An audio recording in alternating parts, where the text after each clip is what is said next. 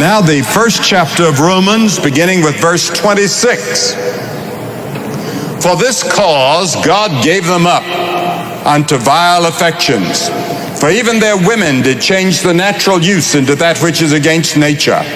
And likewise also the men, leaving the natural use of the woman, burned in their lust one toward another, men with men, working that which is unseemly, and receiving in themselves that recompense of their error which was meet.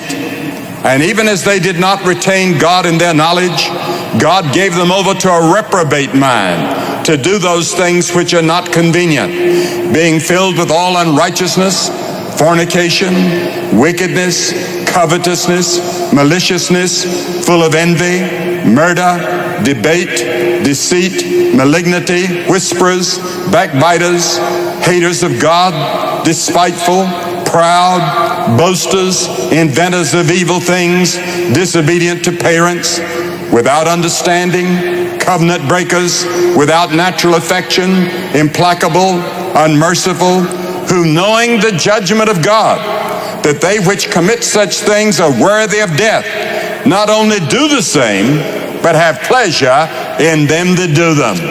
That last part frightens me, because when you watch the television or a film and you see all of these things going on and you have pleasure in it and you get a vicarious thrill out of it, then you're equally guilty, or I'm equally guilty. And that bothers me when I watch some things on television. You know, I had the privilege of seeing Mr. Kenyatta in his last year as president of Kenya. And I'll never forget that day when we met him, and then his daughter gave a marvelous luncheon for us. She was the mayor of Nairobi. And I remember that they accused him of being head of the Mau Mau. And of course, he disliked the British when the British ruled Kenya. And there was all kinds of guerrilla activities going on, and many deaths, and many people were murdered. And when the British finally decided to pull the flag down and turn it over to the people, Mr. Kenyatta was elected president of Kenya. And he got up on the radio. They didn't have television in Kenya at that time. And he got on the radio and he addressed the nation. And the British were frightened as to what he would say, because they thought there might be a great slaughter of British people. And Mr. Kenyatta made his address. And then he said toward the end of his address, I forgive you. You have accused me of many things and you've put me in prison. And I've suffered much. But he said, I want you to know I forgive you. Will you forgive me? And all over Kenya, there was a relaxation and prayers of thanksgiving, because two sides were forgiving each other, and Kenya has become one of the great countries of all of Africa, and certainly one of the great democracies in Africa. Mr. Moi is now the president of Kenya, and he was vice chairman of our last crusade in Nairobi, because a man dared to stand up and ask the people to forgive him. There have been many terrible people that have lived in history, that have lived every bit of what I've just read. 21 things that the Apostle Paul is indicting people of here. One was Hitler. We all know what Hitler did. I've been through those camps in Poland and in Germany and all over, where those concentration camps for Jews and other people were. And I've seen something of it. I remember the first time we went to Auschwitz, and I was supposed to make a speech. And I remember that they took a wreath for me to lay. And my wife and I walked up in front of a lot of cameras, and I turned around to make my speech after we'd seen all the horrors that went on in Auschwitz. And I was so moved emotionally, I really couldn't give my speech. I had to read it. I could not see it and could not give it as I had planned to give it. And then there was Stalin, who came along in the Soviet Union, and Mao Zedong in China, and many others in our time that have killed thousands and millions of people and tortured them. And there are many thousands of people in prison still today that are political prisoners, religious prisoners, and so forth. We had a man here the other night that spent 16 years in solitary confinement in one country. And that night here in this place, he made his commitment to Jesus Christ.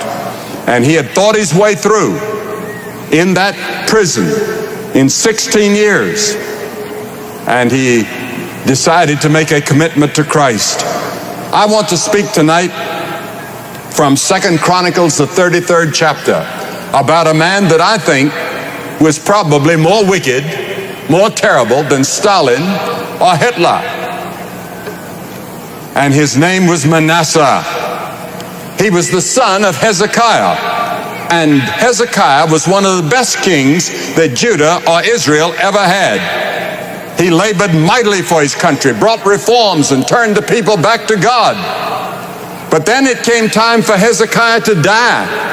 And he prayed, "Oh God, don't let me die. Please, oh Lord, spare my life."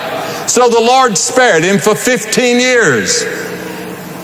And a few years later, in that 15-year period, was born Manasseh, who became the wickedest of all the kings. Some people lived too long. I know people now that I think would have died it'd been much better had they died earlier. That's right.